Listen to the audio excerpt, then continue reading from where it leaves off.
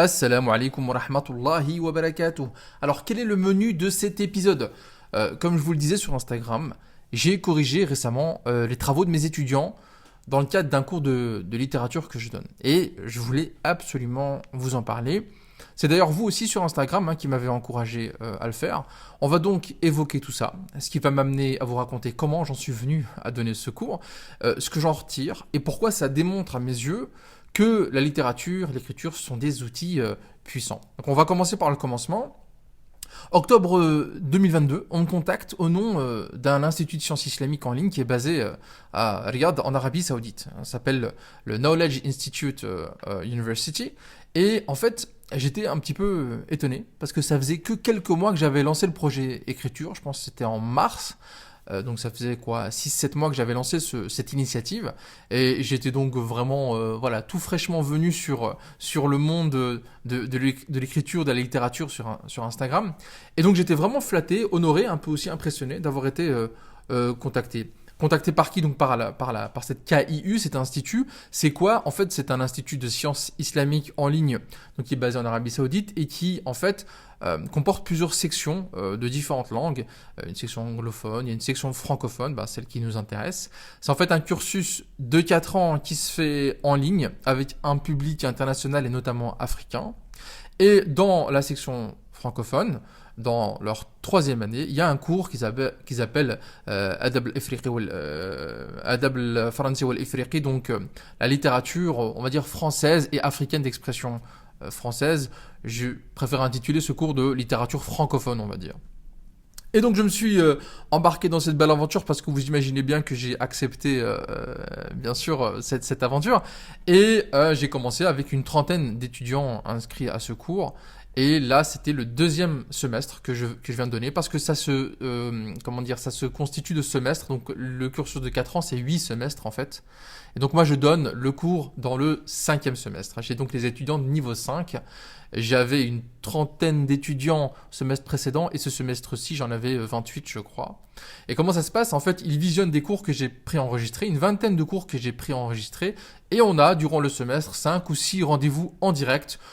Voilà pour les cours un peu plus interactifs et pour que je connaisse mes étudiants, que mes étudiants me connaissent, pour qu'ils posent leurs questions, etc. Donc je parle de quoi exactement dans ce cours? En grande partie, c'est on va dire une histoire chronologique de littérature française et francophone.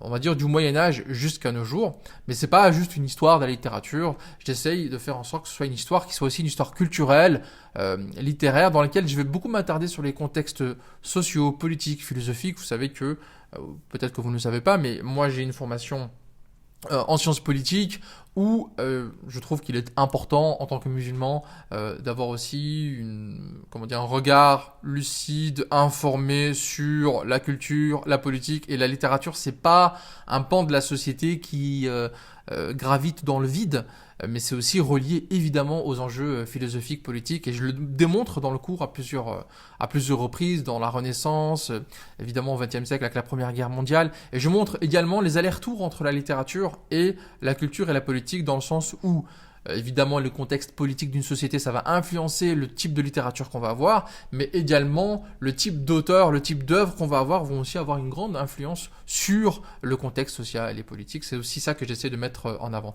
Mais il n'y a pas que ça. Il y a aussi, par exemple, un cours que je donne sur les genres littéraires. Il y en a un que je donne sur la non-fiction, la presse écrite, etc. Il y a un cours sur la francophonie. Il y a un cours que j'ai beaucoup aimé donner sur l'art de raconter une histoire. Comment et pourquoi raconter une histoire. Et aussi, last but not least, celui qui nous intéresse aujourd'hui, un cours de rhétorique et éloquence, dans lequel j'essaie de donner notamment des astuces, des outils sur la rhétorique, la compétence de l'expression écrite et orale et les figures de style comme des briques élémentaires, on va dire, du discours pour le rendre plus beau, plus impactant. Et c'est dans le cadre de ce cours de rhétorique plus précisément, que j'avais demandé à mes étudiants de rédiger un discours en fait. Donc ils devaient utiliser les ingrédients théoriques vus au cours, et dans ce discours, qu'est-ce qu'ils devaient faire? Ils devaient incarner une cause ou défendre une proposition, c'est-à-dire faire un discours sur le registre, comme on dit dans le jargon, sur le registre délibératif. Et donc les étudiants avaient carte blanche pour le sujet. C'est-à-dire qu'ils pouvaient prendre un sujet anodin de la vie de tous les jours ou un sujet grandiose, une grande cause.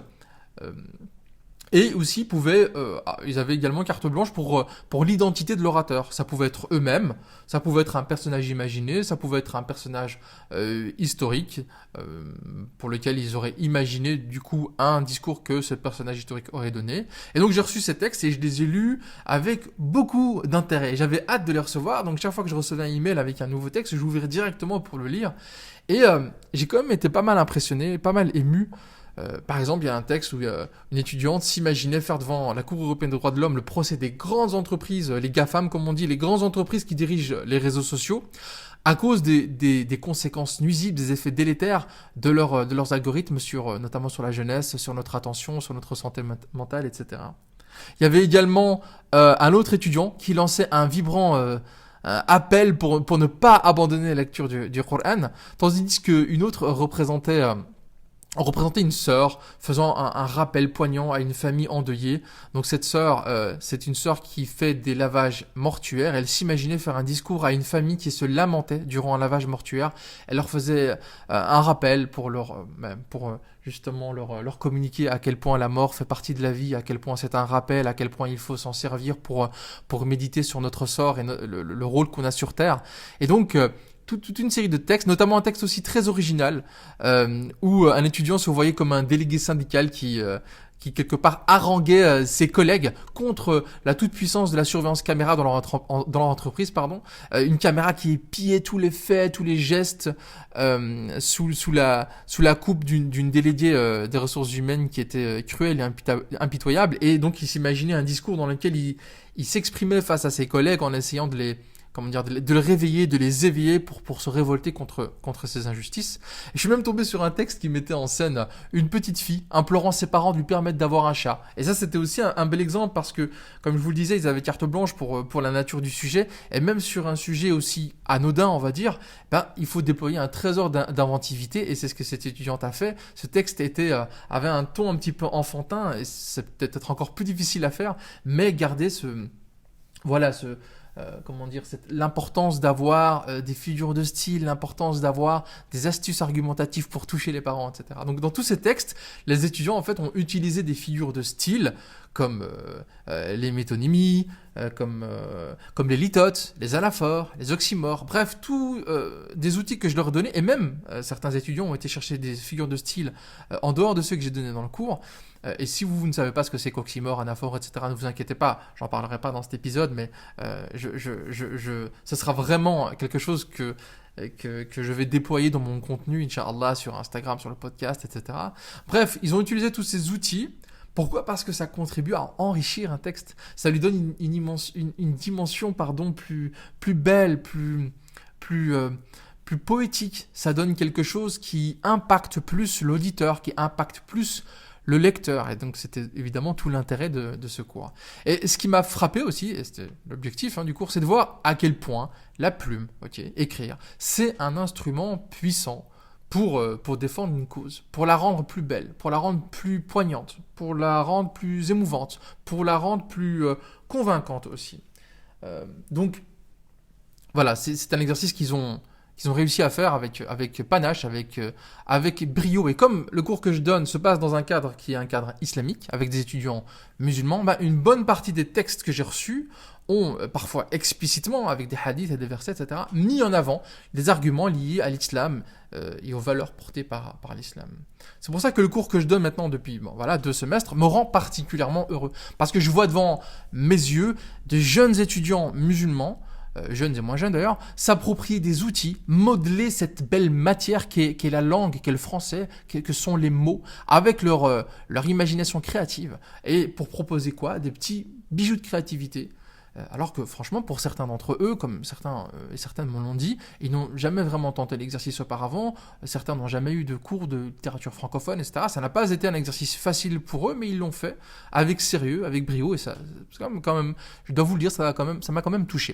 Donc voilà, tout ça me prouve quoi ? Tout ça me prouve davantage ce qu'on sait déjà, à savoir que l'art de s'exprimer, la capacité d'écrire, la compétence rhétorique, l'aisance dans l'expression orale et écrite, tout ça, c'est des ingrédients redoutables pour toucher une audience, pour faire avancer des idées, pour faire progresser des causes. Et ça, c'était une des colonnes vertébrales du cours que j'ai donné, et c'est aussi, faut le dire, vous le savez, j'imagine, un pilier de mon contenu sur écriture. Donc, si ces sujets vous intéressent, restez dans le coin, hein, le podcast sur Instagram, sur Telegram, il y a la newsletter aussi à laquelle vous pouvez vous inscrire, parce que je vais envoyer mes premières newsletter dans les semaines qui viennent.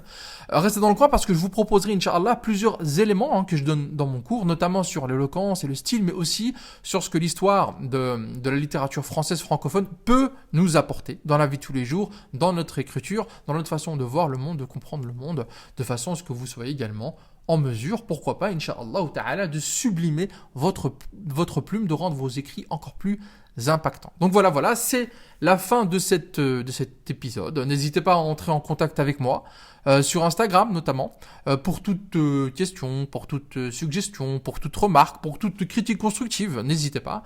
En tout cas, je vous dis à la semaine prochaine, Inch'Allah. Du neuf va arriver sur le podcast d'écriture, notamment sous la forme d'un entretien avec un auteur de la communauté. Je ne vous en dis pas plus pour le moment. En attendant, qu'Allah vous préserve. Wassalamu alaikum wa rahmatullahi wa barakatuh.